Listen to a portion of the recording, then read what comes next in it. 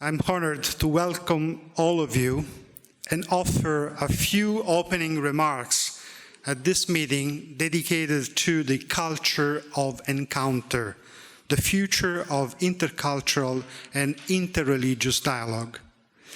I give a special welcome and word of gratitude to our distinguished speakers. Thank you to everyone present here, Cardinal Ayuso, professors, and Cardinal Tomasi, thank you for being here. Professors, esteemed professionals, journalists, and friends.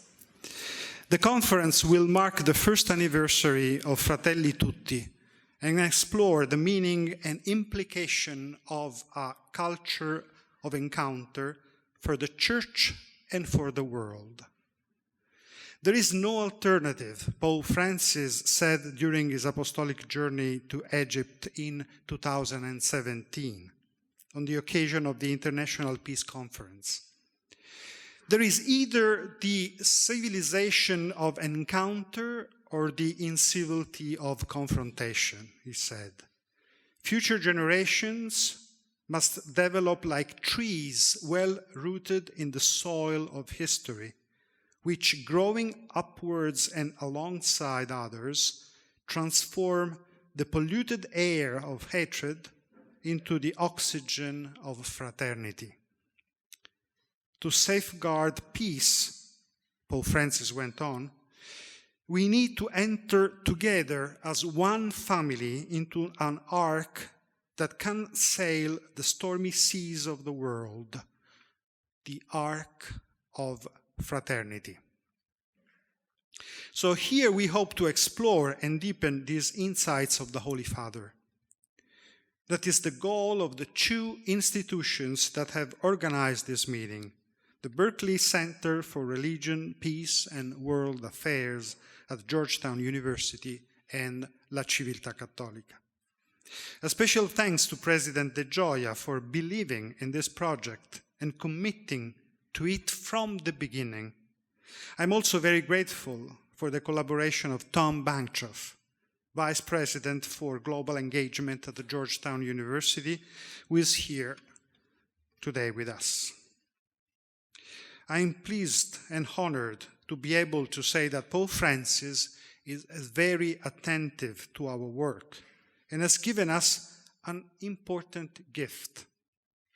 A letter that I will now read to you and that was delivered on October the 27th, addressed to President De Gioia and myself. So this is the original letter I received by Pope Francis, and it was really a surprise for all of us.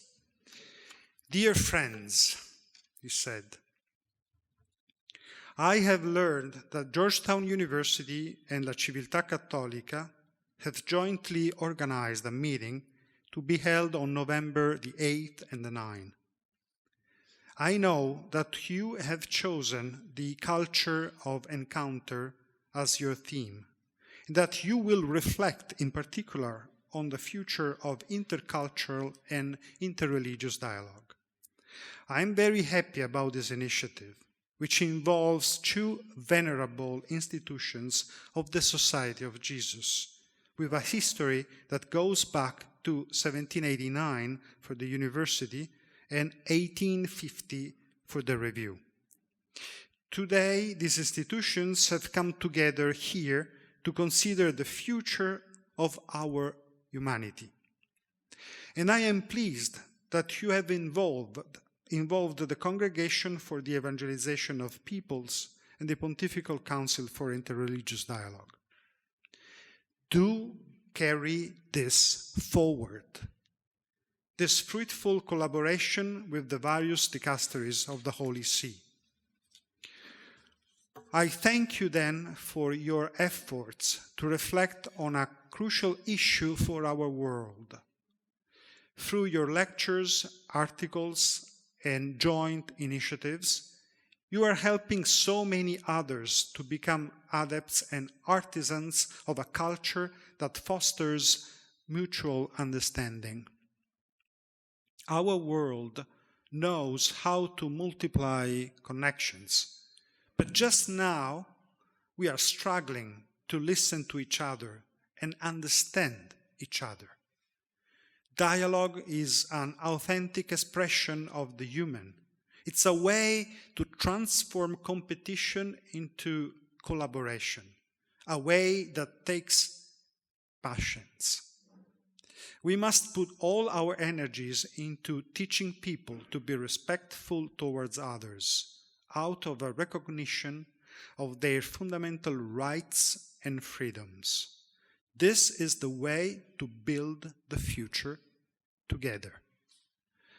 Let this be your task, to ensure that we can coexist for all our differences, enriching and enlightening each other, even if doing so involves a certain amount of disagreement and mistrust along the way. Fraternity, understood in its deepest sense, is in fact a way of making history, a task to which I call you to commit yourself wholeheartedly. Please pray for me, and I'll be praying for you. May God bless you, and may Our Lady protect you. Fraternally, Francesco. This is a truly beautiful message that reinforces what we are doing and gives it a very authoritative endorsement. Francis appreciates the collaboration between Georgetown University and La Civiltà Cattolica as Jesuit institutions of ancient foundation that together look to the future. Georgetown University is the oldest Catholic university and largest Jesuit university in the United States, founded in 1789 by Archbishop John Carroll. Georgetown today is a major student-centered international research university offering programs in Washington, D.C., Doha, Qatar, and around the world. La Civiltà Cattolica is a bi-monthly journal founded in 1850 by Pius IX, and it's the only journal overseen by the Secretariat of State of the Holy See, and it's among the oldest periodicals in the world. Since 2017, it has appeared in Italian, English, Spanish, French, Chinese, Korean, Russian, and Japanese. Pope Francis' words invite us to make history and to help many to become adepts and artisans of a culture that fosters mutual understanding.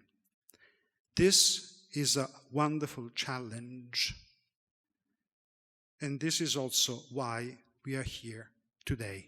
Thank you.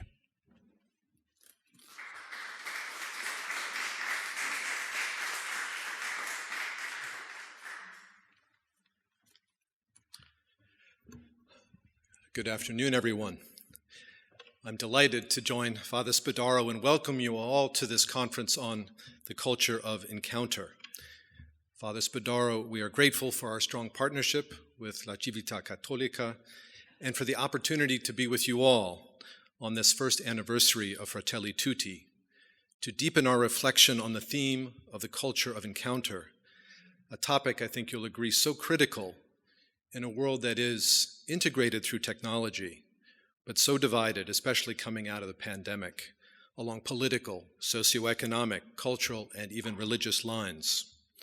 So on behalf of Georgetown and our president, Dr. John J. DeGioia, I want to express my gratitude to all of the conference speakers and to all of you gathered here today on this rainy afternoon at Villa Malta. I think you'll agree that as we slowly emerge from the pandemic, we have an acute sense of how important these face-to-face gatherings are for our mind, for our bodies, and for our souls. And so we've been sure to build in some longer coffee breaks today and tomorrow for that kind of fellowship. As you just heard, we're especially blessed that Pope Francis has welcomed us with an extraordinary public letter. A humbling and exciting it is to realize that the theme of our conference, the culture of encounter, is of such central concern to him and to the global church. As you can see on our program, we've divided our time together and our topic into 3 panels, centered on the innovations of Fratelli Tutti, the document on human fraternity that was signed in the UAE in 2019, and the future of dialogue.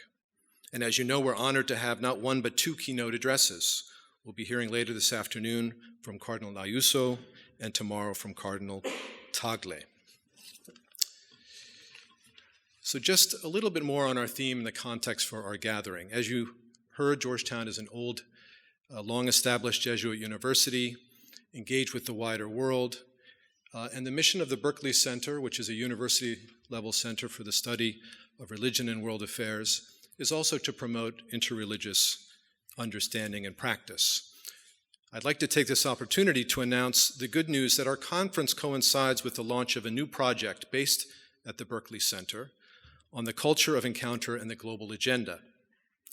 Generously supported by the GHR Foundation of Minneapolis, Minnesota, the project will bring together some 30 experts and practitioners from around the world, a truly global group, to explore the theme of encounter as it relates to the concrete global challenges mapped out so eloquently by Pope Francis in both Laudato Si and Fratelli Tutti. We are delighted to be collaborating with 3 Vatican dicasteries in this effort: the Dicastery for Promoting Integral Human Development, the Pontifical Council for Culture, and the Pontifical Council for Interreligious Dialogue. I cannot imagine a better context for the announcement of this new project, which will bring us back to Rome and Villa Malta over the next year and beyond. As I come to the close of my remarks, I first want to acknowledge a key person who's helped to make this wonderful conference possible, my colleague and friend Deborah Tonelli, many of you know, who serves as the Georgetown representative in Rome. Deborah manages our office here at Villa Malta and has had an expert hand in organizing our gathering. So thank you, Deborah, for all you do for Georgetown. Once again, thank you all for being here. And please join me in welcoming my colleague Paul Eli, accomplished author, public intellectual, and senior fellow at the Berkeley Center, who will moderate our first panel on the innovations of Fratelli Tutti. Paul and panelists, thank you. Thank you also to Deborah Tonelli and to Father Antonio Spadaro. It's a pleasure and a privilege to be here again at La Villa Malta, especially on this occasion because of the significance of the document and what it suggests for our future. And what it suggests for our future is the topic of this first panel discussion. I think all of us have a very strong sense of the document's significance and how much it matters to us now. The question that arises then is, to what extent is Fratelli Tutti Francis's consolidation of existing social teaching on human fraternity, social friendship, and the bonds that join us to one another? And to what extent does it represent a breakthrough on Francis's part, particular insights that are specific to him and to this pontificate? In what way is Fratelli Tutti innovative? And with that question in mind, I turn to our 3 panelists. I would invite you, Father Renses, to offer the first response to the question. Thank you, Stanley. Is the microphone, is it all right? Yes, yes. Okay. I'm Father Philip Renches, professor of systematic and patristic theology at the Gregorian University, and right now currently the dean of the faculty. And so thank you very much for having me tonight here. So as someone who's coming from patristics, of course I take a bit of a long shot when I look at topics that are clearly in some ways part and parcel of the inner core of the church as it is fraternity. If you think of the Gospels, think of the washing of the feet and the development of the discipleship in the early church, which was always characterized by the sense of being brothers, something that has then been accentuated by the formation of the first religious orders in the first centuries of the life of the church, and then you move on into medieval times.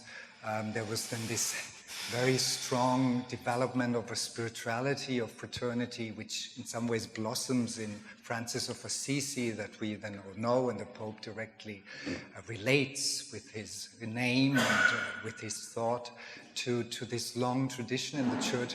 So I simply want to point out there is something very innovative, but the innovative strikes more clearly when you consider this in the long context of the spirituality and theology of the Christian churches. So what is innovative?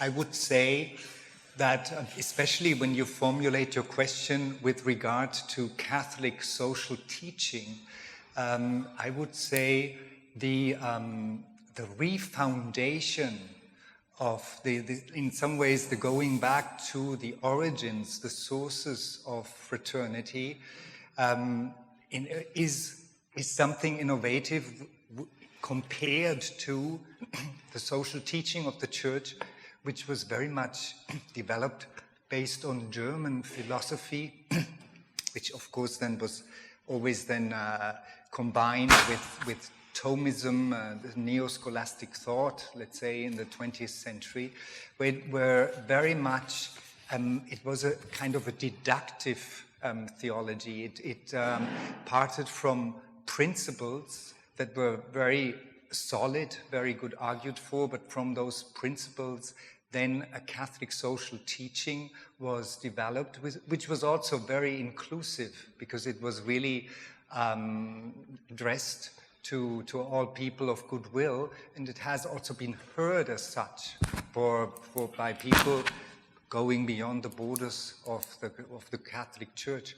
But here we do have the very clear announcement that at the root of fraternity there can't be other than basically the great project that God has with this world, and he has had this with the world from the beginning. We could argue even before creation, but then with creation and then sending his Son, making us realize that the world is indeed ours. It has been given to us by God to create it as a home for all peoples and for all human beings.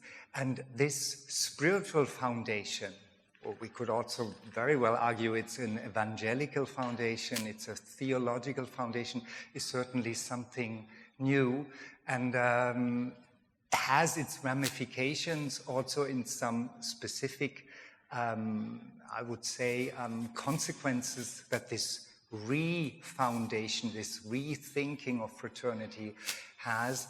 One of them I simply would like to now to say, because it's directly linked with the following up keynote, is certainly this greater awareness of the plurality of religions that are part and parcel of God's project, as the Pope has really pointed out prior, part and parcel of realizing this world to be a home for human beings and as brothers and sisters. Thank you very much, Father Rensis. You mentioned your grounding in patristics. Professor Sandra Mazzolini is grounded in ecclesiology, and when we were speaking earlier, Professor, you suggest that you'd like to approach the question from the point of view of ecclesiology.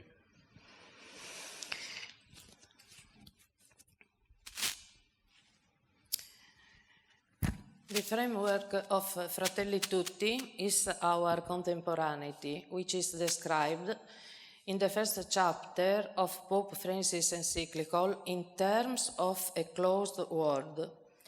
Other aspects recur explicitly or implicitly in the other chapters of the encyclical and confirm the idea of a closed world and its implication as well.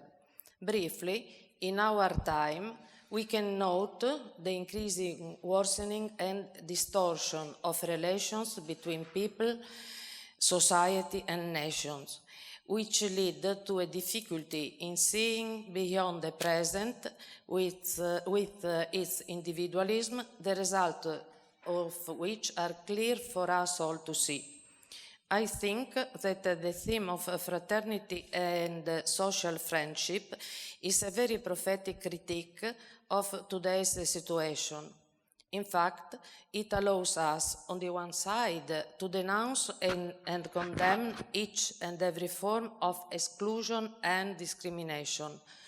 On the other side, to commit ourselves in overcoming exclusion and discrimination, whatever they are, by acknowledging the category of fraternity and social friendship, which refers to the entire humanity that is going beyond blood, social, cultural, religious, gender ties. Generally speaking, the development of the theme of fraternity and social friendship in today's global context could be understood as one element which properly characterizes Pope Francis' encyclical Fratelli Tutti. While the roots of this double theme refer to some perspective of Vatican II Council, as well as the social doctrine of the Church, some correlated issues are grounded on Francis' personal background. Here I shall limit myself in underlining only 2 points. The first one is the parable of the Good Samaritan, which Pope Francis has illustrated in the 2nd chapter of Fratelli Tutti. He has introduced his explanation as follows. Although this letter is addressed to all people of goodwill, regardless of their religious conviction, the parable is one that any of us can relate to and find challenging. From this viewpoint, the implications of Jesus' parable go beyond the ecclesial or religious borders. In other terms, here, the main question on the table concerns the very identity of human beings, which is relational. The quoted parable allows us to understand human relationality going beyond the social, religious, cultural belonging of human beings. In fact, they are first and foremost fellow pilgrims, called for to follow the path of human history, laying aside all suspicion or mistrust, taking care above all of those who have been variously forced to interrupt their journey, avoiding any form of exclusion and discrimination, engaging themselves in searching the common good. The second point concerns the category of dialogue, which is a conditio sine qua non of the commitment to thinking and creating an open world. Pope Francis has dealt with this issue, developing some perspective of Evangelii Gaudium, chapter 4. Assessing Fratelli Tutti, chapter 6, it seems to me that the link between dialogue, which is also social, friendship, and culture, allows us to understand content, aim, methodology of the dialogical processes in the perspective not only of the achievement of a very reciprocal knowledge, but also of the elaboration and realization of shared projects aimed to the achievement of the common good. From this viewpoint, dialogue is not the prerogative of specialists, few or many they are, but rather it is task and duty of each and every human being in their daily life and according to their own life context. It seems to me that it is possible to find also here some elements of Francis' personal view of the social friendship. very beautifully said. People on pilgrimage together in a way that of necessity involves dialogue. John, you've devoted so much of your career to dialogue. I turn to you. Thank you. Thank you very much. I'm John Borelli, and I'm at Georgetown University. I'm an historian of religions and theologian, and I was a consultant to interreligious dialogue for a few years. But beyond being the marvelously rich and truly multi-purpose document, and beyond being a profoundly written appeal to a dazed global human community emerging from a worldwide pandemic, Fratelli Tutti is the first major papal document, encyclical or apostolic letter, after Vatican II, primarily arising from interreligious experience. The encyclical originally emerged through the relationship between Pope Francis and Grand Imam Ahmad al-Tayyib. And together they produced the joint statement 18 months earlier on human fraternity and social friendship, and dialogue as an authentic expression of the human and a way to transform, as Pope Francis said in his letter to us, competition into collaboration. In other words, Fratelli Tutti is the long-awaited encyclical on interreligious relations, dialogue, and experience. And Cardinal Ayuso said as much on the rollout of the encyclical on October 3rd, 2020, thanking Pope Francis publicly for the impetus he has given to interreligious dialogue and expressing deep emotion, especially for Chapter 8, Religions at the Service of Fraternity in the World, that arises in the hearts of those of us dedicated to interreligious dialogue. Now, by saying this, I'm doing a comparison in my own mind, because in 1995, those of us involved in ecumenical interreligious dialogue welcomed Ut Unum Sint, whereby Pope St. John Paul II confirmed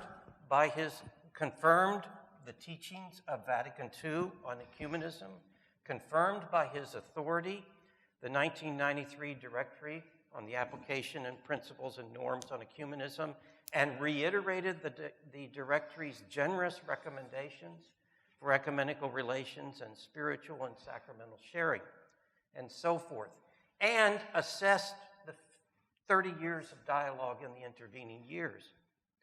But that all may be one was more than that. It marked a pivot, a turning point, and it may not have been so visible to us at the time. It's there, but we knew it a few years later.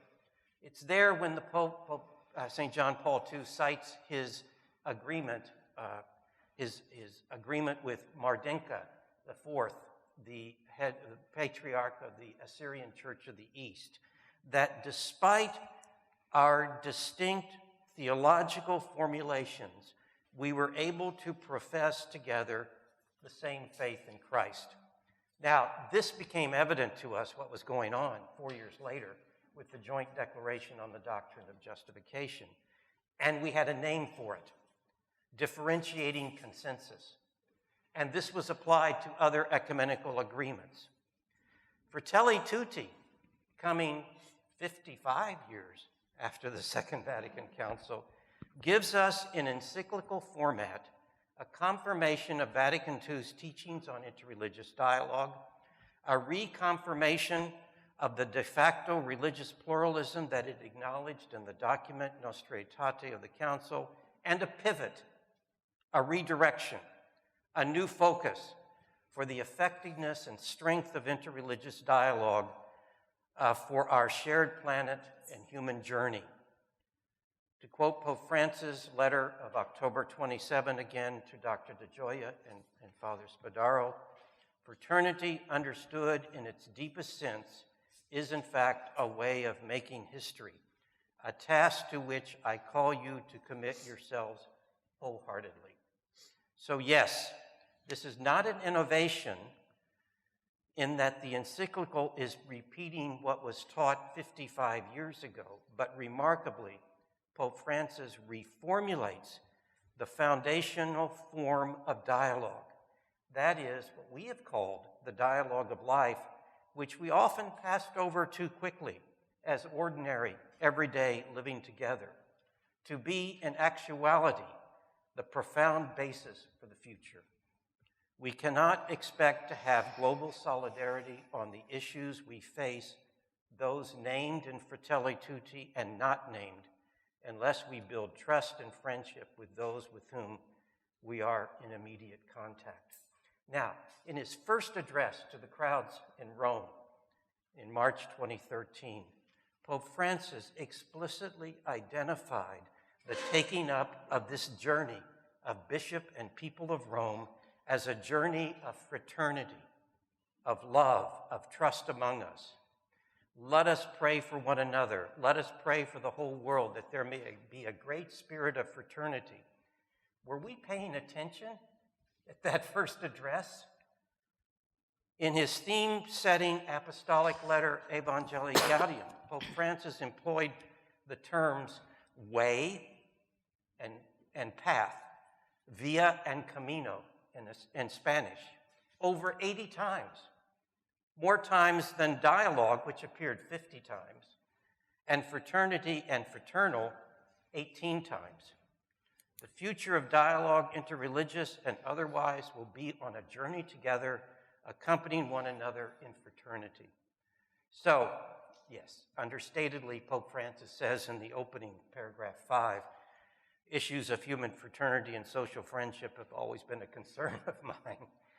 In this encyclical, he has sought to bring together many of these threads and statements, but it emerged out of his personal experiences with the Grand Imam.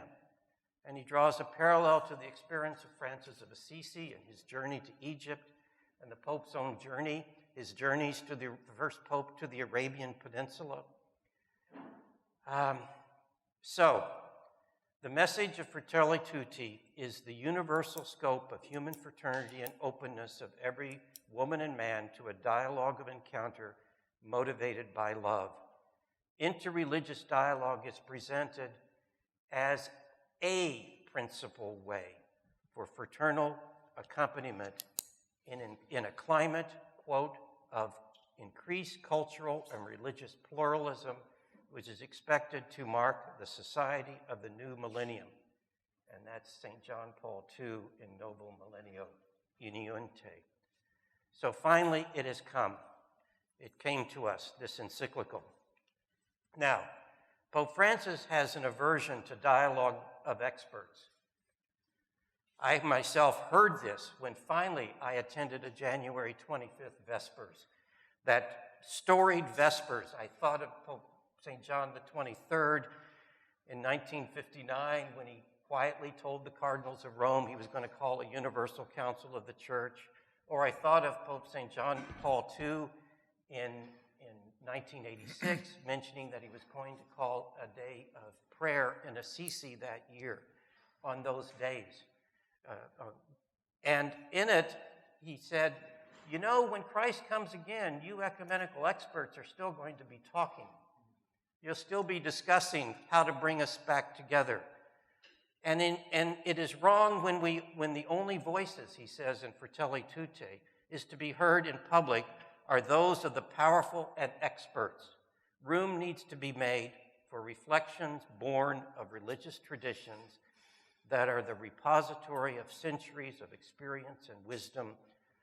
For religious classics can prove meaningful in every age. They have an enduring power to open new horizons, to stimulate thought, to expand the mind and the heart. So Pope Francis is calling us to this exploration of fraternity as a deepening experience in everyday life and in pervading all that we do. Now, he talks more poetically about ecumenical relationships. And I think Fratelli Tutti, as good as it is not fully satisfying. 20 years ago, the Pontifical Council for Interreligious Dialogue took up the theme of the spirituality of interreligious dialogue. But the church was not ready for that 20 years ago. But I think now Fratelli Tutti launched and giving us this perspective then allows us to go back and reflect on the spirituality of interreligious dialogue. Thank you, John. There's so much history in your remarks and so strong a sense that certain developments make other developments possible. And you've highlighted the developments in interreligious dialogue that made Fratelli Tutti possible. I've had my eye on a different set of developments. Pope Francis in the document describes the situation of humanity as that of a single family living in a common home. It's a striking image. It's biblical in flavor. It also joins Fratelli Tutti to Francis' previous encyclical, Laudato Si, which has to do with care for our common home. With that in mind, I'd like to ask the panelists here, to what extent is Fratelli Tutti part of a matched pair with Laudato Si? To what extent did Fratelli Tutti depend on the development that was put forward in Laudato Si about the interconnectedness of everything to reach its point about the interconnectedness of everyone? Professor Mazzolini or Father Renses?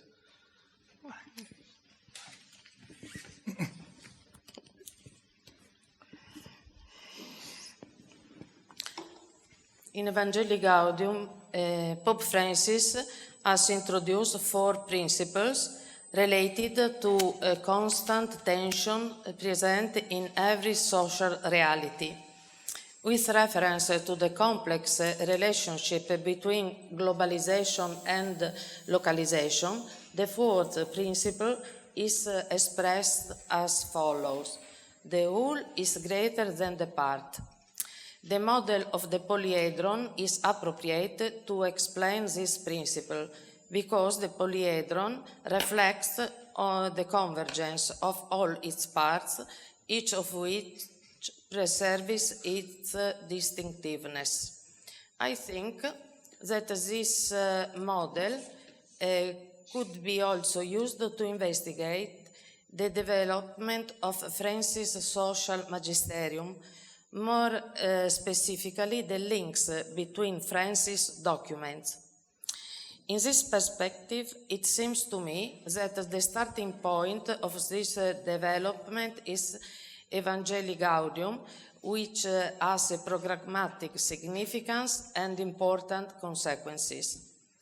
From this viewpoint, the 4th chapter of Evangelii Gaudium is programmatic as well. It deals with the social dimension of evangelization. Due to the programmatic significance of Evangelii Gaudium, there is an intrinsic link not only between the apostolic exhortation and the other documents which deal with the social matter, but also between them. Consistently with the model of the polyhedron, this implies, on the one side, that each and every document is a part of a whole which is greater than the part. On the other side, that each and every document preserves its distinctiveness. In this framework, the link between Laudato Si and Fratelli Tutti can be analyzed in many ways. Here I shall limit myself in indicating the use of the term fraternity, which refers to the question of the common home. Both its biblical and patristic roots and its use in course of the time are known.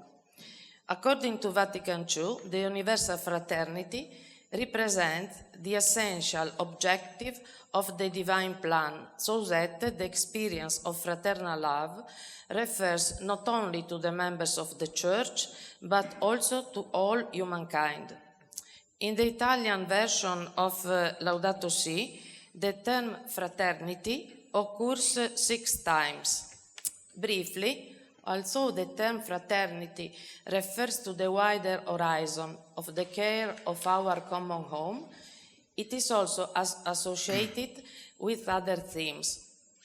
For example, Laudato Si' 70 underlines that everything is interconnected and that genuine care for our own lives and our relationship with nature is inseparable from fraternity, justice, and faithfulness to others. Laudato Si' 201 focuses the role of religions, which must dialogue among themselves for the sake of protecting nature, defending the poor, and building networks of respect and fraternity. The term fraternity occurs 44 times in Fratelli Tutti, which, on the one side, enlarges some above-mentioned issues of Laudato Si'. On the other side, refers the term to other thematic areas consistently with its main perspectives, namely fraternity and social friendship. Here, I shall limit myself in underlining the 8th chapter of Fratelli Tutti, entitled Religions at the Service of Fraternity in Our World. The starting point is the affirmation that the different religions, based on their respect for each human person as a creature called to be a child of God, contribute significantly to building fraternity and defending justice in society. Then the chapter deals with two main issues, namely the ultimate foundation of this contribution and the thorny question of the religious violence. In brief, I think that the model of polyhedron can help us to analyze the development of the thought of Pope Francis. A polyhedron, that's a striking image in its own right, a way of seeing the documents and how they're different sides or facets of the same reality. Father Rensis? I would like to come back to the question, how much or in how can we see Fratelli Tutti as a counterpart to Laudato Si'? This may be a bit of a personal take on this encyclical letter. I'm not quite sure how much this is Pope Francis himself, how much this is then more my reading. But the way I see Fratelli Tutti, it is sort of a coming to a closure of a chapter, and it's opening up a new one. And insofar it's indeed a kind of a summary of the Pope's central thoughts and messages that he wants to give to the world. It very much relates to Laudato Si'. But I think it is, Fratelli Tutti is a document of maturity also in comparison to Laudato Si'. And what was a striking, let's say, launching of a new vision of Christianity, of the Church relating to the world and society, filled with a lot of optimism, has in the meantime also seen the dangers that come with, let's say, a very inclusive, a very open message that in Fratelli Tutti, that's interesting for me, more, I would say, more distinctively points out as real risks. When it brings back the question of relativism, it brings back the question of truth, the obligation of religions to pursue truth. So in that sense, there is an awareness that, the more I have leaned out of the window, the more I have also to give you my brotherly advice as Pope, as to be careful to take care of this dialogue.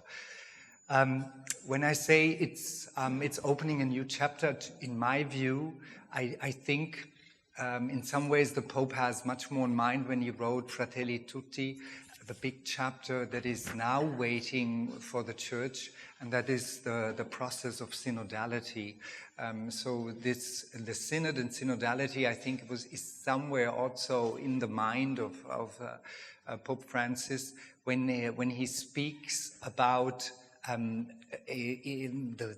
the need to overcome factions, to the need to really feel that the fraternity is universal. So there is this message that this dialogue is certainly ad extra inclusive, as inclusive is humanity, but there is also this awareness to tell us inside the Church how important fraternity is if we want really to transmit the Christian faith to the next generation. The thought that Fratelli Tutti is a late expression and that it arises out of, let's say, what Francis perceived as a response to Laudato Si is a striking insight. You also mentioned, though, a new chapter, and with that, I want to turn to our third question. If there were another chapter, another encyclical that would complete the sequence, in what area might Francis go?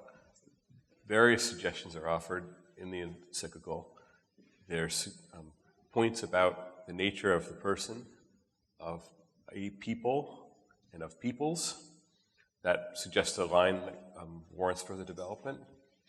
There's significant statements about migration and migrants and hidden exiles in our midst that one could imagine Francis developing in line with Fratelli Tutti. There's questions of universal justice and what would it precisely mean to render to each his own. Those are just invitations. You may have other ideas as to what areas Francis could develop as a next chapter were he to write another encyclical. John, any thoughts on this? I do. First of all, you gave us the question in advance, so I was meditating on it. But, when Laudato Si came out, it made striking sense to me because this is the critical issue facing humanity. Laudato Si. His apostolic letters have been more far-ranging, and more of a broader vision, but then focused specifically on the earth and the care of the earth. Laudato Si. And now somebody had asked me, what do you think the next one would be? Well, not expecting one on interreligious dialogue, I was thinking maybe migration. But we got Fratelli Tutti, which began, I think, on interreligious dialogue, but the pandemic opened it up, and he talks about that. It's a peculiar encyclical of two worlds going on, and he binds them together nicely. So I've been thinking about, well, what would be specific that he's been talking about that we've been not paying enough attention to that could be this next one? And so it hit me yesterday as I was thinking about it. And I went back and I started searching his earlier documents, searching Evangelii Gaudium, searching Laudato Si, searching Fratelli Tutti. The word evil comes up a lot. And we know he uses the word devil from time to time, or diabolical. I wonder if he's going to talk about confronting evil, or evil and human ways. You know, he's a spiritual guide. there's an element of that in Fratelli Tutti. The first chapter is really that Ignatian first week when you're really lost and don't know how to get out of it. And Evangelii Gaudium was an exercise, a spiritual exercise for the whole church. So it could be. I mean, I cannot believe I'm saying this, but after I reflected on it, I'm saying it. So there you have it. Professor Mazzolini?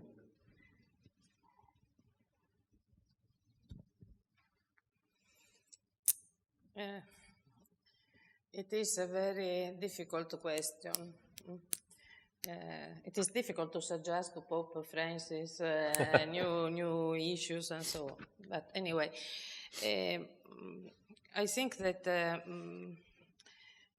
an up-T theme could concern the development of open societies that integrate everyone.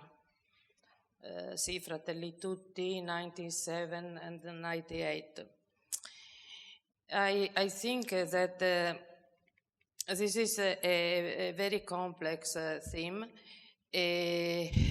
which implies, for example, to implement inclusion processes which favor the recognition and integration of diversity.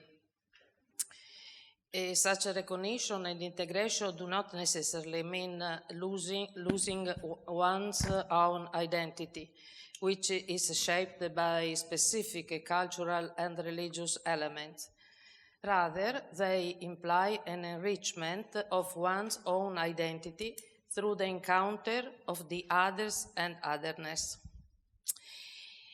In this framework, various issues need to be developed, such as the understanding of human identity in relational terms, the promotion of justice and the implementation of human rights, and so on.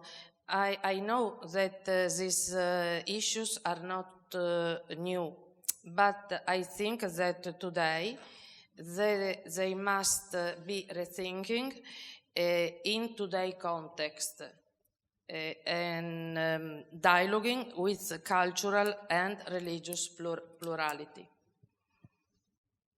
A new approach, more complex, more articulated. And the thought that these ideas that have been, I don't want to say sitting there for a while, but that wait for the development, I'm glad you mentioned the audacity of our suggesting that what direction this pontificate might take, but I think it's fruitful to do so, and I hope that you all are comfortable doing so. Father Ensis?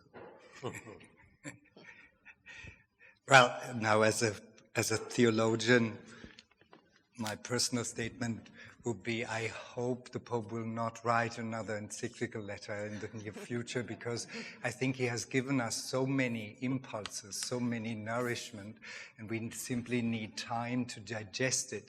And I could say, if we see the Pope who very much follows the principle of see, judge, and act, that there is really time now for implementation, time for acting according to the encyclical letters and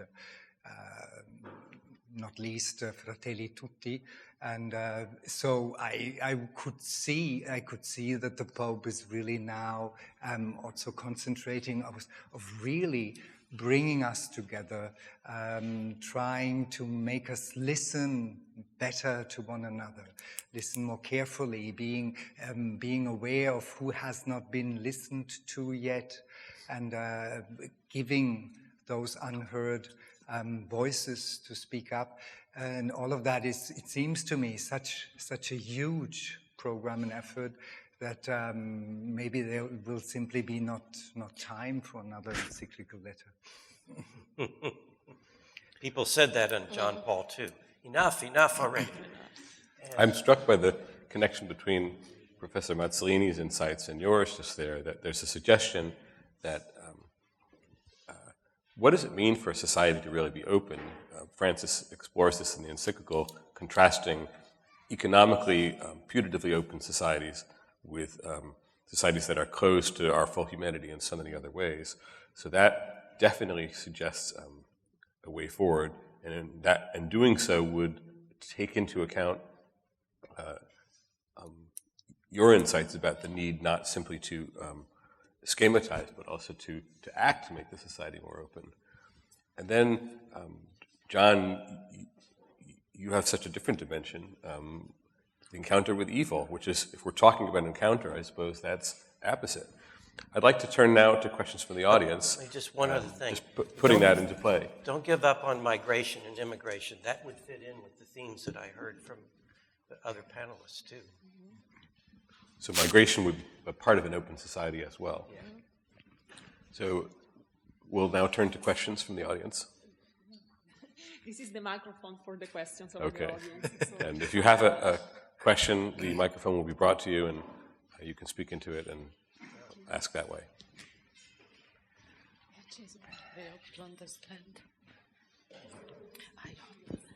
Hi, Michael Dreesen from John Cabot University, Rome. And I had a question specifically addressed towards Father Renches. Follow up, if I could, on your second comment. And I was very struck also in Fratelli Tutti by the way in which Pope Francis reclaims this role of religion as generating solidarity, generating fraternity, generating the social in some ways. And in some ways, fraternity, in that sense, has a resonance with a secular understanding of fraternity. But then later on in the encyclical, as you point out, he has very harsh things to say about relativism, about materialism, about forgetting God.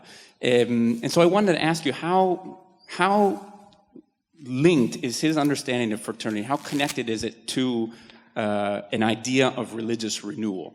How religiously specific is his idea of fraternity? How central, to his political vision of renewing fraternity in the world is in need of renewing a religious understanding of the world? How central is that to his understanding of fraternity? Thank you.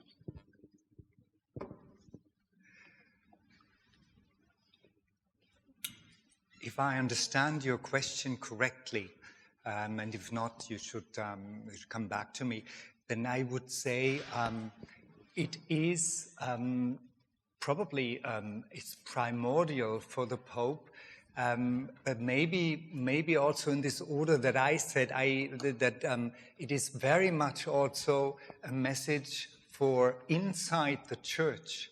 So in that sense, the Pope makes it extremely clear that our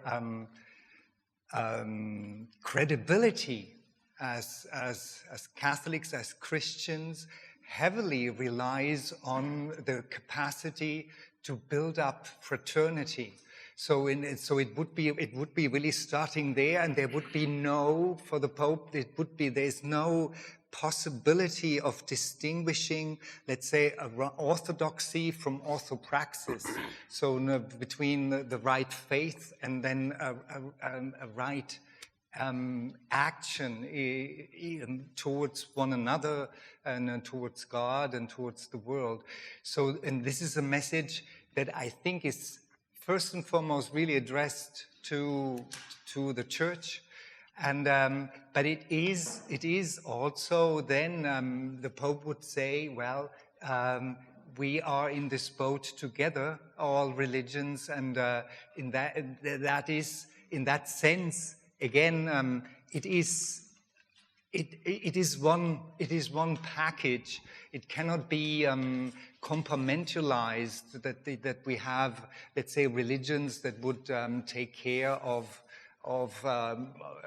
other things only, rather than really building up this world as a common home for all of us. We had two questions. Do you prefer to collect them or to answer? Good morning, everybody. I'm from Urbaniana University, Gaetano Sabetta. I have also a question for Father Renches, linked to his first comment. When he talks, you said regarding the newness of Fratelli Tutti, saying that it goes back to the root of fraternity, then to God's plan for humanity. So the evangelical foundation is new. don't you think that also, since this document is also very much linked to the Abu Dhabi documents, that perhaps this document opens up also the way to found new sources of fraternity also in other traditions. And so is somehow not only saying something regarding the evangelical roots, but also in regarding to some other traditions also. And in this sense, don't you think that Fratelli Tutti could be seen as a blueprint for a social-oriented interreligious dialogue commitment? What struck me is when in the chapter 8, the famous chapter 8 of Fratelli Tutti, the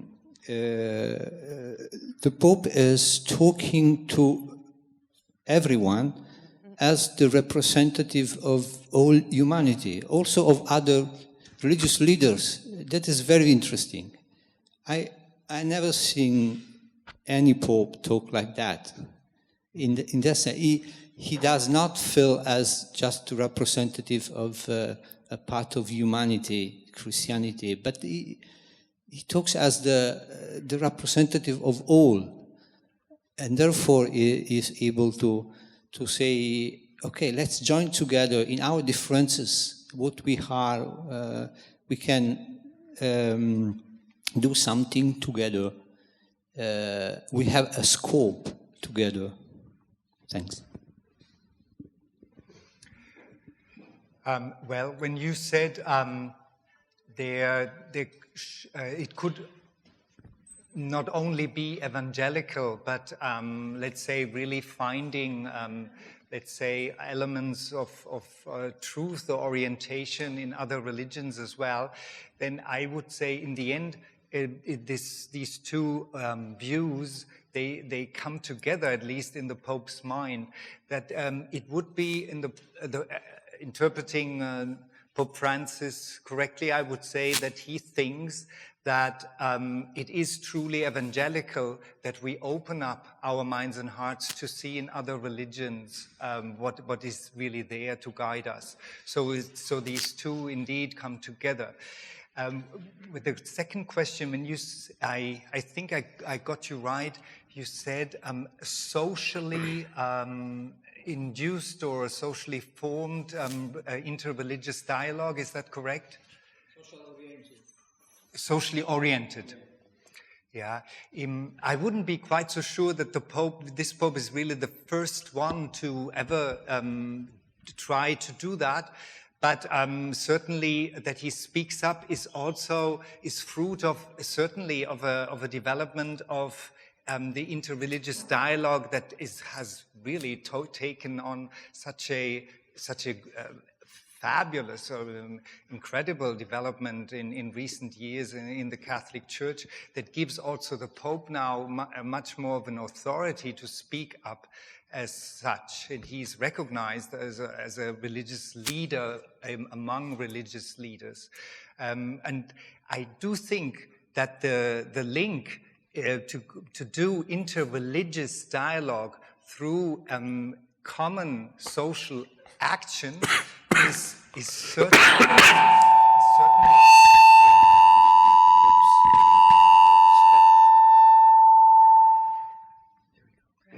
is certainly, in my view, is a way to go, and certainly very much promoted and favored by Pope Francis.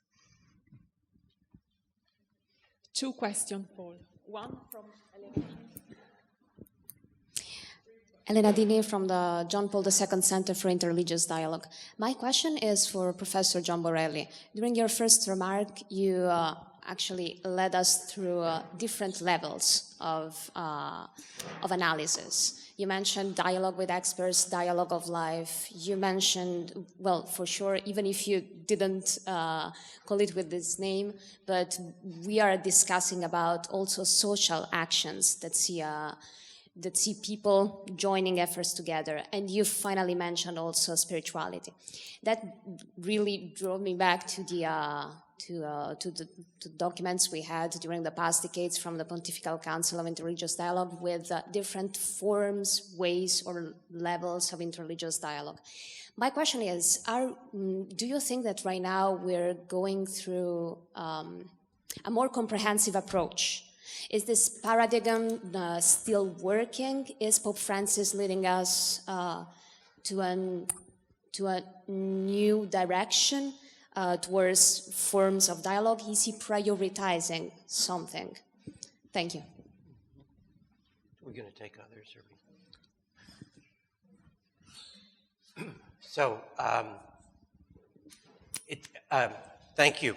It seems to me that all of these, two of these major forms of dialogue are implicit in Fratelli Tutti, the dialogue of life and the dialogue of social action. And in a way, it is a kind of comprehensive way to sort of address all of these as he is being comprehensive in his various references to fraternity. But I think at one point in that 8th chapter, when he talks about the sources that inspire us, and by the way, it's in that 8th chapter, he quotes John Paul II, Centesimus Annus, about the reference to the transcendent is necessary, and all religious believers understand that in some way. He then talks of the music of the gospel and then says, others drank from other sources, and leaves it at that and doesn't develop it. And do these other sources, it's a nice image of the deer in the plural, but we've got other sources, not one. And are we drinking? This is not developed. He more comfortably fits back into ecumenical language, the language of Christianity, and talks to other Christians. But I don't think it quite goes a little bit further. His experience with the Grand Imam was extraordinary. This friendship that began at some point, maybe with his visit in 2017, and he refers to that when he was asked on the airplane coming back from Iraq, well, do you think with Ayatollah Sistani? And he says, look, the one with the Grand Imam, that was a very profound, hard work relationship that I don't know. I just don't know. But, there's a lot more going on in the world around us, and that's why, and on the other hand, I say we need to fill this out. We need to talk about how spirituality comes into play in our shared journey.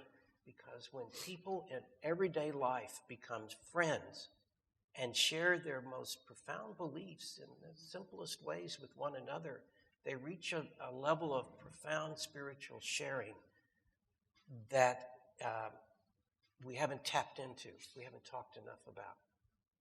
That's my response. 2 questions again. Thank you, Gabriel. My name is Yusuf, and I'm from the Muslim Council of Elders. I'd like to thank Georgetown University for inviting us today here.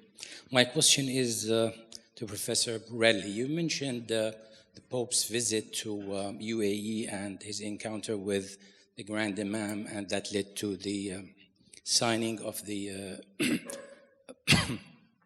the Human Fraternity document. And then almost 1 year later came the Fratelli Tutti, and then the Pope's visit to Iraq. So the religious leaders are there. They're talking about it, and they're signing documents, and then they're letting everybody know about it. Who else do you think should get involved so we can push this further? Thank you. So this is Father Rentzis. This is John Borelli, father of 3 and grandfather of 4 or 5 these days. But that's a very good question.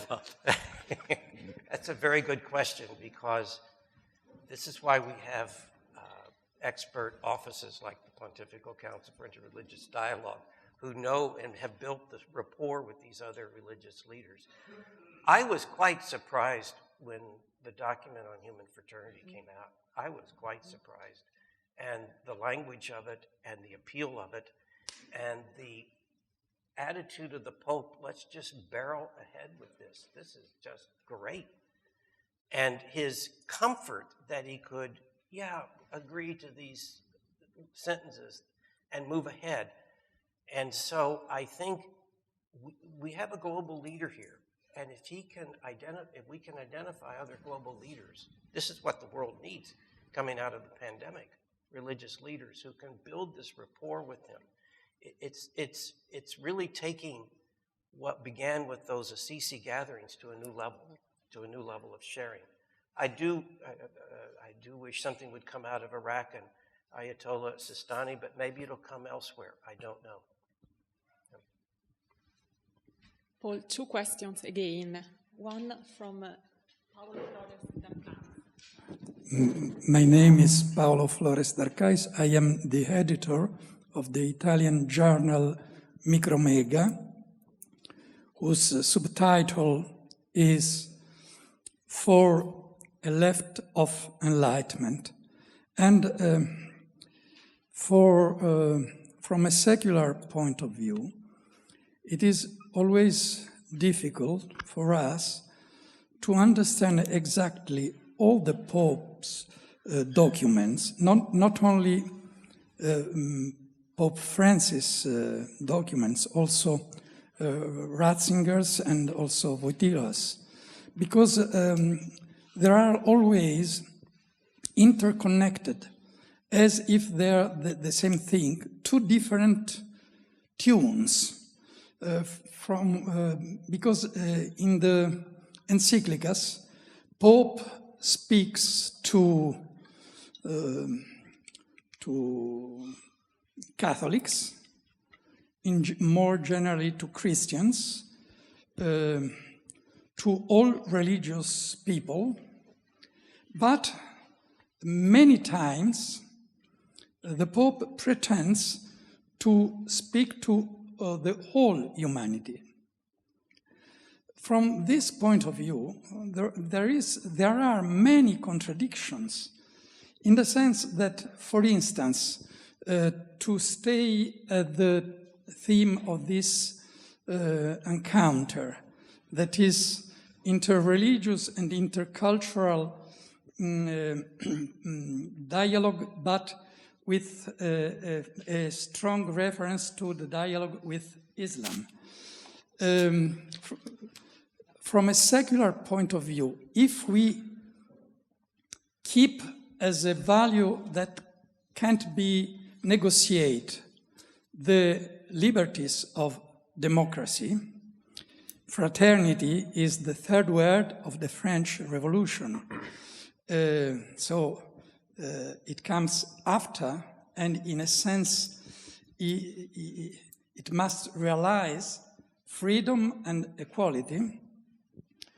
The main problem is, in general, religions are or not in contradiction with democracy, are compatible with democracies, but this is in general. But specifically, and this is the main point, Islam is compatible with values of democracy. If we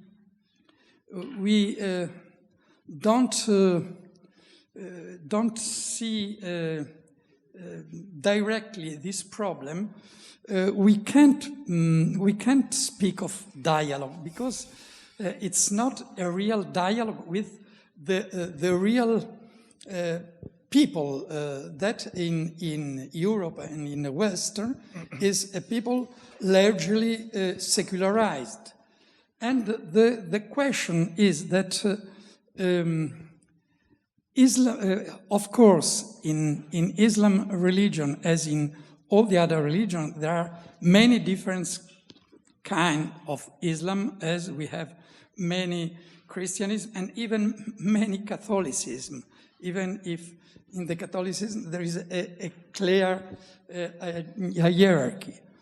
But we must admit that today, in the Western, the mainstream of Islam is the fundamentalist Islam. the non-fundamentalist Islam are minorities. And the problem is that if we speak about fraternity concerns men and women. And the problem of women is the problem that with the Islam is the main question, because also in St. Paul, of course, we can find many expressions of the submission of the woman to the man. But nobody nowadays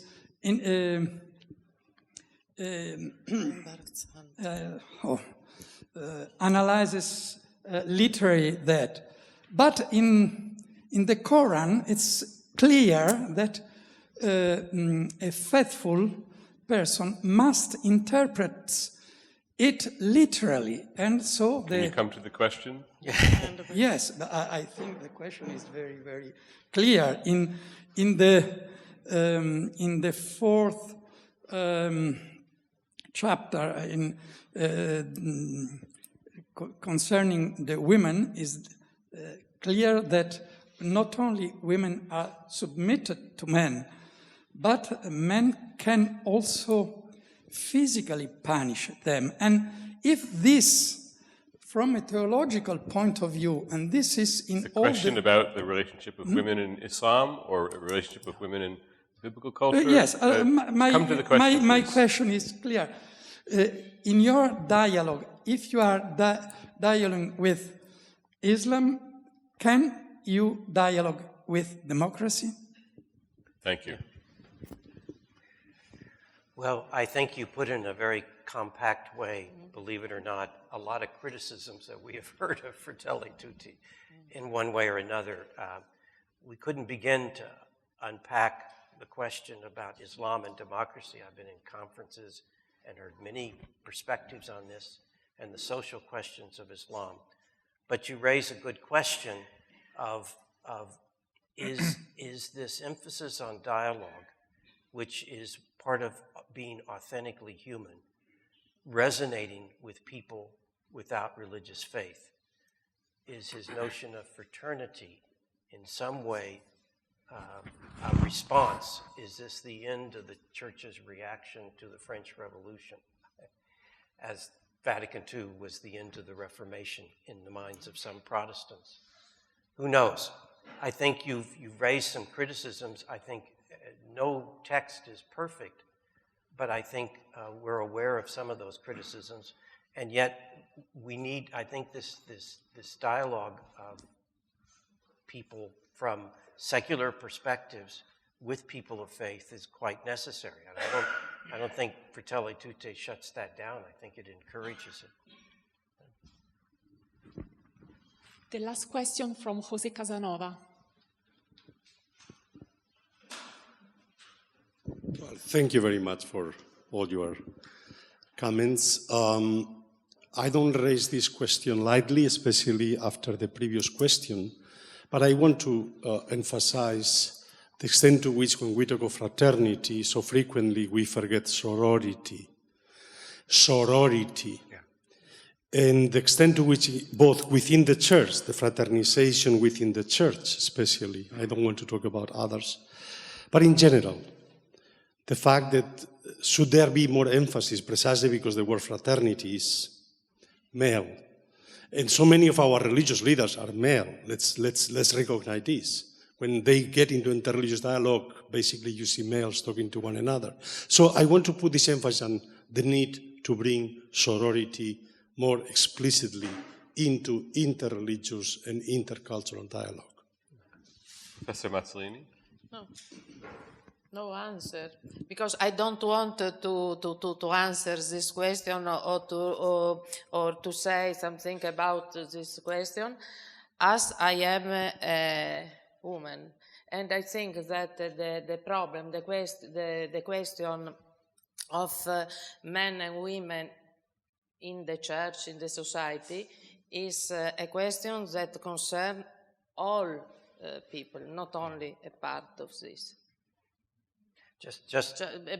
I don't want to speak about women because I am a woman, okay? Because our problem is also your problem.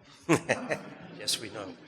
I like to say that too. I've been attempting marriage for 51 years, and but I think I want to make this point. I went back and did this search.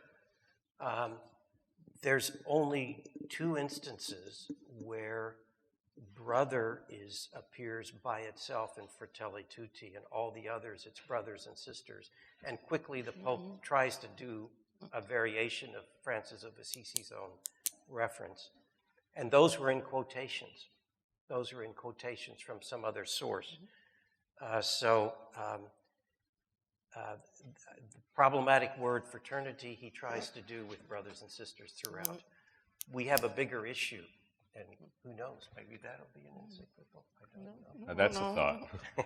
Thank you so much to everyone for your attention to this and for your questions. Thanks to the panelists. Thanks to the organizers. We're going to take a short break and come back for the next part of the conference.